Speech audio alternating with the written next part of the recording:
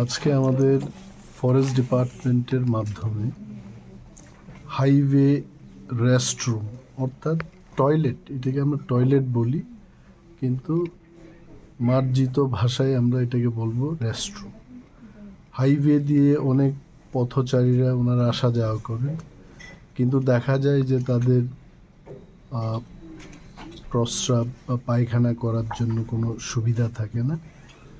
তো দপ্তরের থেকে আমরা শুরু করলাম যে পথচারীরা যেন এই ধরনের সুবিধা পায়। ক্লিন হাইওয়ে টয়লেট বা রেস্টরুম আজকে থেকে আমরা শুভ সূচনা করছি, যাতে করে রাজ্যের মানুষ যারাই হাইওয়ে দিয়ে আসা যাওয়া করছেন তারা সেই সুবিধাটুকু পায়। 10 টাকা দিয়ে এটা ব্যবহার করতে হবে। জেএফএমসির মেম্বাররা এটা পরিচালনা করবেন, কারণ এটাকে যদি পরিষ্কার করতে হয় ন্যাপথালিন বা ইত্যাদি বিভিন্ন ধরনের কেমিক্যালস ইউজ করতে হবে। পরিষ্কার পরিচ্ছন্ন রাখার জন্য মেইনটেনেন্স একটা থাকে, তো তার জন্য যে কেউই সেটা ইউজ করবেন 10 টাকা দিয়ে এটা হবে। তো উত্তর জেলায় আমরা চোরাইবাড়ির এখানটা এটা করেছি, তারপর ধলাই জেলায় আমরা করেছি আমবাসার এখানটায়, খোয়াই জেলাতে আমরা বাছাইবাড়ির এখানে করেছি, গোমতী জেলায় প্যারাটিয়ার এখানে 5টা দিয়ে আমরা শুরু করলাম।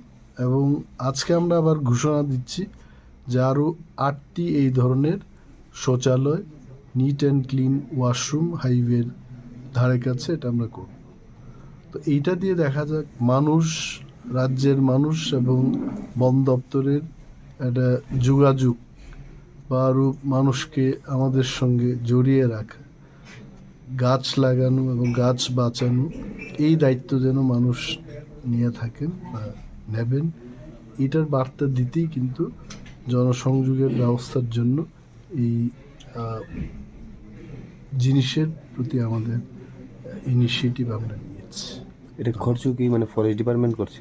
হ্যাঁ, ফরেস্ট ডিপার্টমেন্টের এফসিএ ফান্ড থেকে ইন্টারেস্ট পাবে। টোটাল কয়টা আজকে উদ্বোধন হবে? 5টা উদ্বোধন করছে এবং বাই নেক্সট ইয়ার আরও 8টা এই ধরনের শৌচালয় আমরা তৈরি করব।